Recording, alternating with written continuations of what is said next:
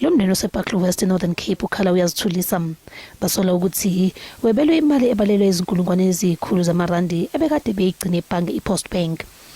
Isitatimende sesebhange SABC naso sikhombisa ukuthi le mali yakhishwa ngaphakathi eposini eKimberley kwaphinde kwakhokhwa ezitolo khona eKimberley nase-Northwest. Around on the beginning of November, that's where I went to post office in Barkley West. That's where I find that my money is missing on the account. There were some transactions that I don't know about it.